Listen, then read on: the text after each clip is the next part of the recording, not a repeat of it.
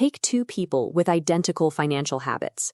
Both budget carefully, both avoid debt, and both set aside money every month. After 10 years, the saver has $25,000. Mia has over $100,000.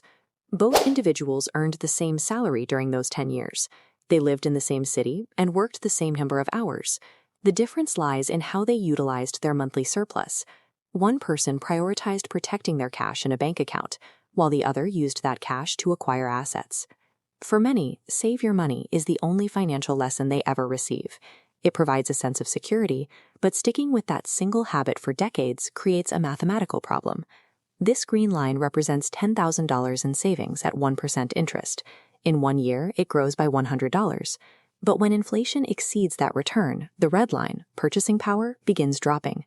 Your account number is higher, but buys less. The value of cash is slowly eroding. Storing every dollar in a bank account protects it from market fluctuations, but it also keeps that money stagnant.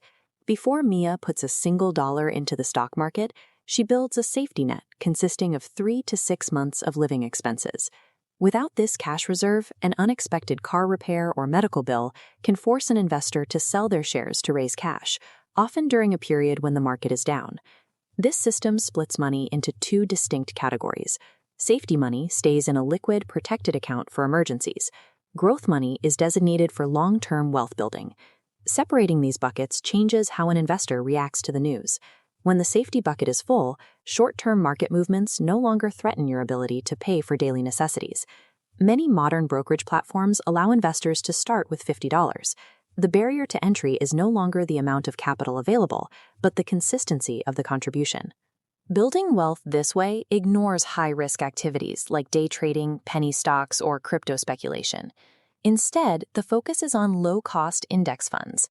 These funds act as a single basket that holds shares of hundreds of different companies. By owning the index, you own a slice of the entire corporate landscape. This approach relies on simple diversification rather than trying to pick individual winners.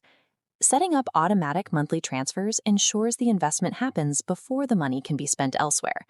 It removes the need to make a new decision every month. This consistency allows compound interest to function. Albert Einstein recordedly called this phenomenon the eighth wonder of the world. Consider the math of a $300 monthly investment at an 8% return. Over 25 years, it grows to approximately $285,000. Your contributions account for $90,000. The remaining $195,000 is growth. Eventually, the annual gains exceed the $3,600 you contribute each year. This is the shift from working for money to having the money work for itself. Eventually, the market will experience a crash. While a saver may view a temporary decline as a permanent loss of value, an investor looks at the mechanics of their monthly contribution. When prices drop, a fixed $300 investment acquires more shares. The downturn allows the investor to accumulate a larger total volume of assets at a lower cost. When the market recovers, those additional shares increase the overall value of the portfolio. Success in the market is found by those who maintain their system during a downturn, rather than those who try to predict when one will occur.